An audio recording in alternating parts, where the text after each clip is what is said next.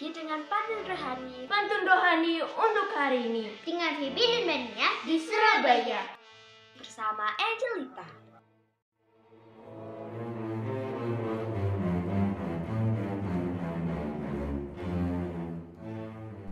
Saudara-saudari yang dikasih dan mengasihi Tuhan, hari ini gereja memberikan bacaan kepada kita di hari Selasa 19 Januari tahun 2021 dari Injil Markus bab 2 ayat 23 sampai 28. Pada suatu hari Sabat, Yesus berjalan di ladang gandum dan sementara berjalan, murid-muridnya memetik bulir gandum. Maka kata orang-orang Farisi kepada Yesus, "Lihat, mengapa mereka berbuat sesuatu yang tidak diperbolehkan pada hari Sabat?" Kalau Vespa mogok, periksa di busi. Terkadang setelannya terlalu rapat. Tuhan Yesus ditegur orang Farisi atas sikap muridnya di hari Sabat. Saudara-saudari yang dikasih dan mengasihi Tuhan, rupa-rupanya 2000 tahun yang lalu sudah banyak orang yang mabuk agama. Mabuk agama artinya apa? Artinya memahami agamanya sebenarnya secara dangkal, tetapi menerapkan begitu ketat.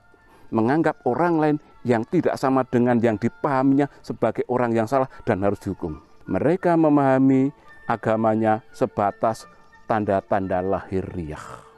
Orang-orang Farisi adalah orang-orang yang begitu kuat memahami ajaran-ajaran di dalam hukum Taurat. Tahu betul berapa jumlah hukum positif, berapa jumlah hukum yang negatif, berapa jumlah hukum yang mengharuskan, menyarankan, menghimbau, dan berapa hukum yang berupa larangan-larangan.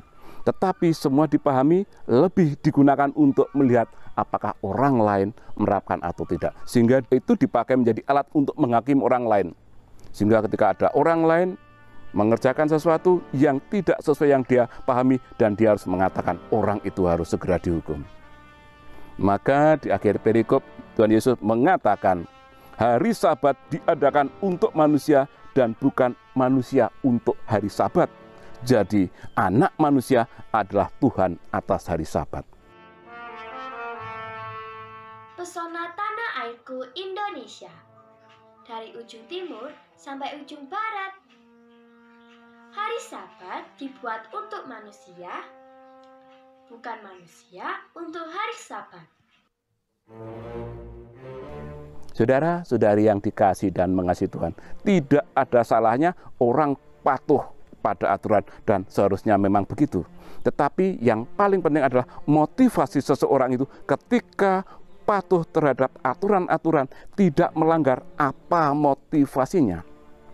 Ketika kita melakukan sesuatu yang baik kepada orang lain, menolong orang lain, motivasi kita apa? Kita melakukan hal yang baik itu untuk agama saya atau semata-mata demi kemuliaan Tuhan. Ketika saya melakukan hal yang baik itu karena agama saya dan untuk agama saya lihat orang itu agamanya apa. Kalau tidak seagama dengan saya, tidak akan saya tolong. Tetapi ketika kita melakukan hal yang baik itu semata-mata demi kemuliaan Tuhan, kita lihat dia itu manusia yang butuh ditolong, maka saya menolongnya. Dengan begitu, kita tidak tergolong orang-orang yang mabuk agama. Tetapi ketika kita sedikit-sedikit menghakimi orang lain dengan ayat-ayat yang kita pahami, kita sedang mabuk agama. Pagar karena hujan harus dibersihkan. Bila tidak, akan menjadi berkarat. Jadi, anak manusia adalah Tuhan. Juga Tuhan atas hari Sabat. Beberapa hari yang lalu, pastor paroki kami mengirimkan gambar di grup WA, yaitu seorang gadis yang sangat polos, sepertinya sedang di ruang tunggu. Zaman social distancing seperti ini memang kursi biasanya berjarak. Boleh duduki, diberi tanda silang, duduki lagi. Dan gadis yang polos ini memang tertib, taat, tidak duduk di bangku yang diberi tanda silang merah itu, tapi dia duduk mepet dengan teman lelakinya. Apakah dia sedang taat pada aturan?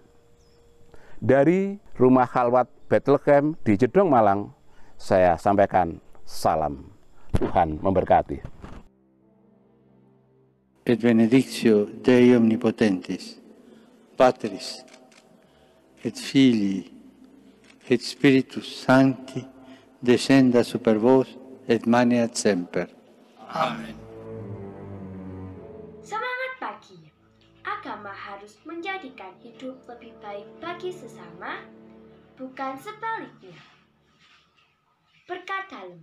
Terima kasih, berkat dalam.